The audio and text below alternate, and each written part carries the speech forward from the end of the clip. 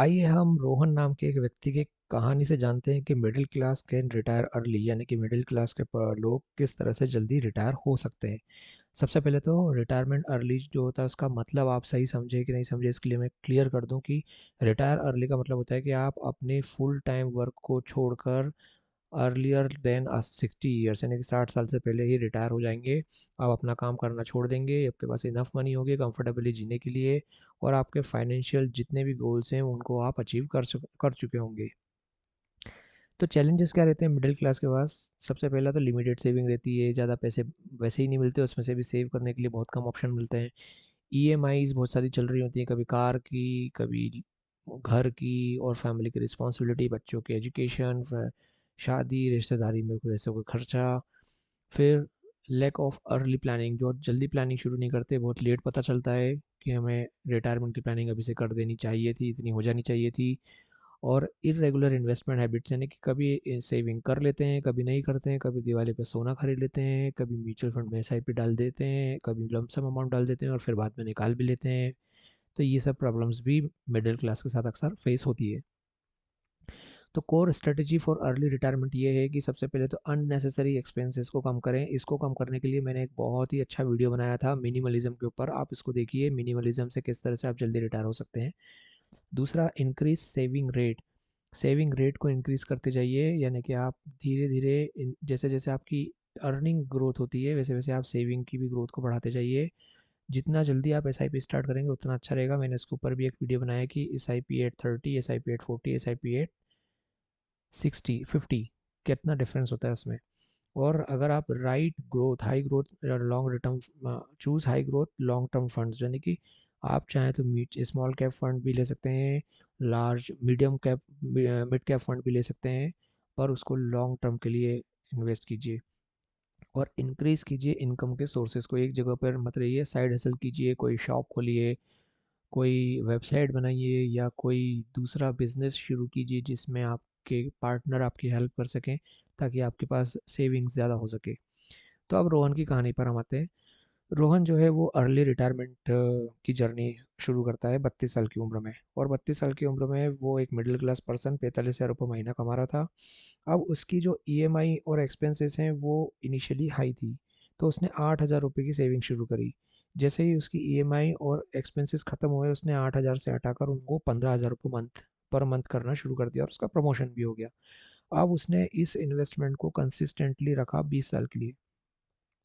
तो उसके पास जो रिटर्न उसको मिला है उसके आधार पर वो 52 साल की उम्र में 2.1 करोड़ का कॉर्पस बना पाया। ये बहुत ही आसान सी बात है, अगर आप 12 से 15% का रिटर्न लेके चलते हैं तो लगभग इतना कॉर्पस आप इकट्ठा कर सकते हैं म्यूचुअल फंड के माध्यम से, या फिर आप चाहें तो स्टॉक मार्केट के थ्रू भी कर सकते हैं, ईटीएफ के थ्रू भी कर सकते हैं। तो ये थी रोहन की जर्नी। अब 2.1 करोड़ से वो लगभग 1.5 लाख रुपए पर मंथ की इनकम जनरेट करने में सक्षम रहा, और आराम से उन पैसों से वो अपना जीवन जीता रहा, और बाकी बचा समय परिवार के साथ व्यतीत करता रहा, सेहत पे ध्यान देने में करता रहा, घूमने फिरने में करता रहा, नई चीज़ों को सीखने में करता रहा। तो ये थी रोहन की कहानी। अब रोहन के रिटायरमेंट के पीछे का मैथ क्या था? कैसे मैंने ये बोल दिया कि 2.1 करोड़ उसने कमा लिए? तो उसने 15,000 रुपये मंथ जो एसआईपी शुरू करी थी वो 20 साल तक चली, और उसने 1.12% रिटर्न जो उसने उस पर अर्न किया, उससे उसको 1.5 करोड़ से 2 करोड़ की जो वैल्यू उसको मिली। यहाँ 12% मैंने बहुत ही सेफ रिटर्न लिया है। अगर आप किस्मत वाले रहे तो आपको 18% तक भी रिटर्न मिल सकता है, और अगर आपकी किस्मत थोड़ी बहुत भी अच्छी रही तो 15% भी रिटर्न मिल सकता है। और ये 2.1 करोड़ 3 करोड़ तक भी पहुंच सकते हैं बड़ी आसानी से, और 18% में तो 4 करोड़ तक पहुंच जाएंगे। तो ये अर्ली रिटायरमेंट के लिए काफ़ी अमाउंट था, 2 करोड़ रुपीज़। और उसने 1.5 लाख रुपये अर्निंग करना उससे शुरू कर दी, और उसको एस डब्ल्यू पी में इन्वेस्ट कर दिया। अब आप कैसे इससे इसी चीज़ को सेम तरीके से कर सकते हैं? तो आप सबसे पहले तो स्टार्ट कीजिए S I P immediately, even with small amount. अगर आपको लगता है कि मैं सिर्फ 500 रुपये ही कर पाऊंगा तो 500 से ही कर दीजिए। फिर increase S I P every year by 10 to 15%।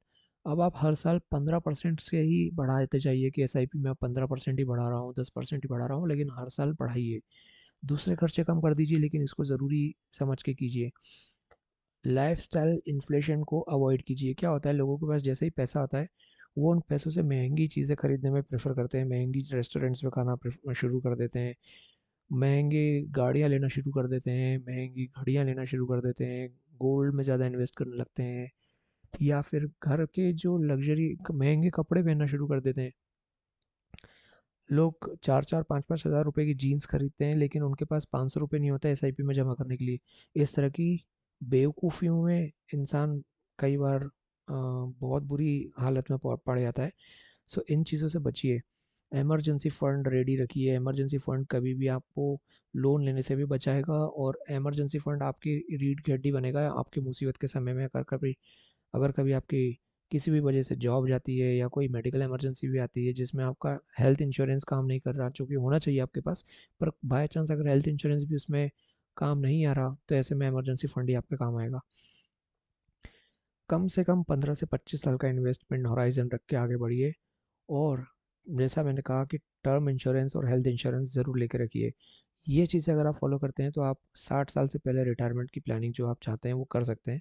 अब आप इसमें जितना ज़्यादा इन्वेस्टमेंट करेंगे, जितना जल्दी इन्वेस्टमेंट करेंगे, 60 साल से उतना कम होता जाएगा। आप चाहें तो 55 या 50 में भी रिटायर हो सकते हैं, अगर आप बहुत सारा इन्वेस्टमेंट शुरू से ही करना शुरू करते हैं, एक हेवी इन्वेस्टमेंट सही जगह पे। ज़्यादा रिस्की जगह पे इन्वेस्ट मत कीजिए, जैसे कि म्यूचुअल फंड में या स्टॉक मार्केट में भी जो ब्लू चिप फंड्स रहते हैं वो सेफ़ हैं, लेकिन अगर आप फ्यूचर एंड ऑप्शंस या मार्जिन ट्रेडिंग करेंगे तो ये बहुत ही घातक होगा आपके लिए। ना सिर्फ आप सेविंग को लॉस करेंगे, जो भी आपने पैसे थे वो भी आपके पास से जा सकते हैं, इसलिए इनसे आप बिल्कुल दूर रहिए। क्रिप्टो करेंसी से दूर रहिए। तो perfect SIP target for early retirement, अगर आप 25 साल के हैं और अगर आप रिटायरमेंट प्लान कर रहे हैं तो 10 से 15 हज़ार पर मंथ कीजिए। 30 साल के हैं तो 15 से 20 हज़ार कीजिए। 35 साल के हैं तो 20 से 30 हज़ार कीजिए। और 40 साल के हैं तो 30 से 40 हज़ार रुपये कीजिए। ये आपके लिए परफेक्ट एसआईपी प्लान है। जो आप अगर इतना अर्निंग नहीं कर पा रहे तो आपको दूसरे रास्ते ढूंढने होंगे। ट्यूशन पढ़ाइए, कुछ भी कीजिए, लेकिन आप सेविंग के लिए इतने रुपए पर मंथ अर्न करना शुरू कीजिए ताकि आप बुढ़ापे से पहले रिटायर हो सकें। तो कंक्लूजन यही है कि अर्ली रिटायरमेंट पॉसिबल है मिडिल क्लास के लिए भी। बस इन्वेस्टिंग अर्ली करना है, इनकम इंक्रीज करना है अपनी इनकम को, और वेस्ट जो आप कर रहे हैं पैसों को उसको रोकना है। और स्टे इन्वेस्टेड लॉन्ग टर्म्स, यानी कि आपको लॉन्ग टर्म के लिए इन्वेस्टेड रहना है डिसिप्लिन के साथ। तो your future depends on your decisions you make today. Thank you very much to watching this video and subscribe this video. अगर आपको ऐसे ही और चैनल्स, आपको ऐसे ही और वीडियोस देखने हैं जिनमें मैंने बहुत ही आसान तरीके से बताया है कि किस तरह से आप और जल्दी रिटायर हो सकते हैं, कम स्ट्रेस लिए भी आप बहुत अच्छे तरीके से रिटायर हो सकते हैं। इनफैक्ट मैंने कुछ ऐसे वीडियोस भी बनाए जिनमें मैंने बताया कि आप सिर्फ 25 रुपये पर डे भी बचाकर बहुत बड़ा कॉर्पस इकट्ठा कर सकते हैं। तो आप ऐसे वीडियोस को मेरे चैनल पे आके देख सकते हैं, और इस चैनल को सब्सक्राइब कीजिए ताकि आगे भी ऐसे वीडियोस आपको ऑटोमेटिक मिलते रहे, हम दोबारा मिलें। Thank you.